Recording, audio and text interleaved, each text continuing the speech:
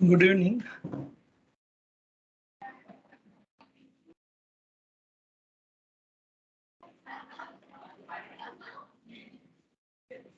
Good evening. Today we are going to see the design or load on the column, and then we have to go for the design. So now load on the column, if we will go exact method, then we have to find reaction of this beam, a reaction of this, and reaction of these two. And then we will add, and then we will go for the column, that is column C. Now instead of this, if we will go that is approximate method, then it becomes easy to solve the problem. So we have this distance, all values, all dimensions, we have 4 meters along X, and along Y we have 4.5 meters. So now if we will draw a center line from this, and then we can have how much load will be transferred by this slab wall, that we are going to get area. So we are going to be with this area. Now you can see. So quarter area from all adjacent slabs will come on this. So we have this area. So now we have this as 2 meters. We have this also 2 meters. 2.25 meters. Center lines we have plotted 2.25 meters. So what will be area that is of slab will transfer the load on column. So we have slab area equal to 4 into 4.5, which comes 18 meters square. What will be wall area that will transfer load on column? So we have this 2.25 plus 2.25 and 2 plus 2. So we have total 4 plus 4.5, which is 8 meters. And now we will go, that is assessment of loads. So we have assessment of loads. Now first we will go load from slab. Load from slab. And we have that load that is slab. So self weight of slab plus we have load from wall. Sorry, we are from slab. So self weight of slab plus floor finish plus live load. Now we have self weight of slab 25D and D we have plus floor finish plus live load. So 25 into D depth of slab is 0.1, then plus floor finish 1, live load 3, and we will get this value that is equal to 6.5 kilonewton per meter square. So we have 6.5 kilonewton per meter square. Then we have factorial load equal to 1.5 into 6.5, and it comes 9.75 kilonewton per meter square. Then we have total load from slab that is equal to factorial load into area of slab. Factorial load into area of slab. Now we have calculated already area of slab. We have slab area 18 meters square. Here we have this as 18 meters square. So we have 9.75 into 18, and this value comes equal to 175.5 kilonewton. So this is number 1. Now we will go second, that is load from wall. So we have second, that is load from wall.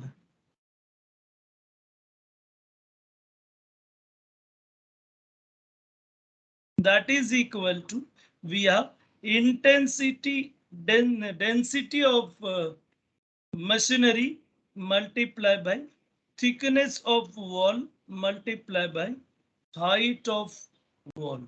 Now we have given floor to floor height. 3.3 meter. We will assume depth of beam D of beam 0.3 meters. So we have height equal to 3 meters. And therefore we will get unit weight of machinery. If we will see, we have taken 20. Thickness of wall we have 0.25, and this is floor to floor height. We have just seen it. So we have 20 into 0.25 into 3. And then we have this value, that is 15 kilonewton per meter. Now factorial load we have 1.5 into 15, and it comes 22.5 kilonewton per meter. And then we have load from wall, and that is equal to 20 wall factorial load into length of wall. Factorial load into length of wall. Now you can see factorial load we have 22.5, and length of wall we have calculated, which we have. So this is 4 plus 4.5, and this is actually 8.5 meters. And then 22.5 into 8.5, and we will get this value, that is equal to 191.25 kilonewton. This is second value. Then we have third value, that is from column, and I will directly find total load. So third we have total load, or I will say self weight of column,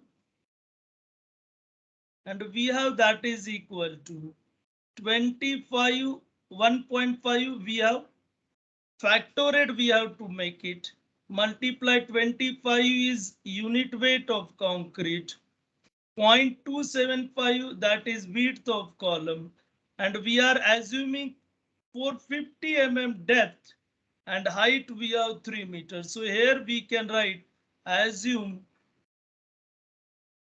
D equal to 450 mm. And from this we will get value, that is 1.5 into 25 into 0.275 into 0.45 into 3, and it comes 13.92 kilonewtons. And this is third. So total load from one floor. So we have total load from one floor, that is equal to slab load plus wall load plus self weight. Total load from one floor on column. And then we have slab load 175.5 plus wall load we have 191.25 plus 13.92, we have self weight of column. And then we have this value, that is 380.67 kilonewton. Now assuming load from roof level and floor level is the same.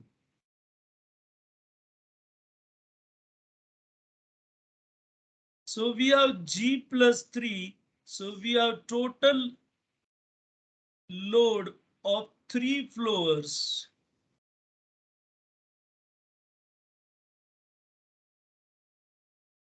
That is equal to 3 into 380.67, and that comes 1142 kilonewtons. Now we have column which is below ground floor. So now we have total length of the column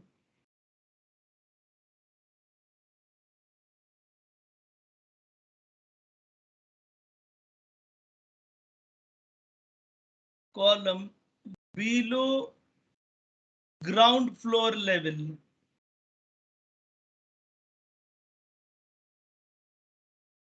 That is equal to, now you can see we have given height of plinth is 0.3, foundation below ground level is 1 meter.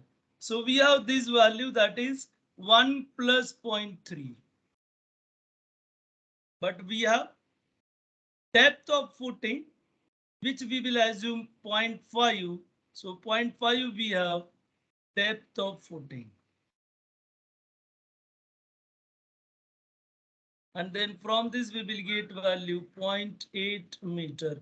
And we have therefore self weight of column equal to 0.1.5 into 25 into 0.275. Same whatever we have considered for self weight 3 meters into 0.8, and we will get this value 1.5 into 25 into 0.275 into 0.45 and into 0.8, and it comes 3.71 kilometer. And therefore, total load on column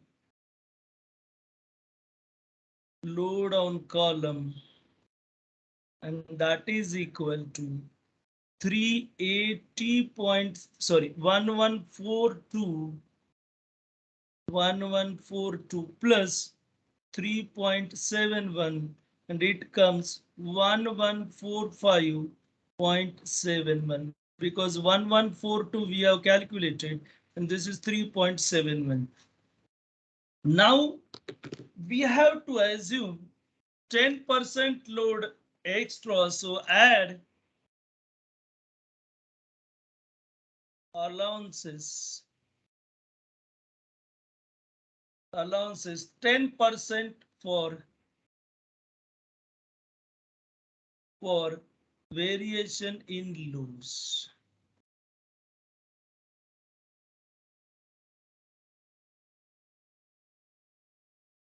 And then we will have, therefore, load on column is equal to 1.1 into 1145.71, and we will get this value, that is 1260.28.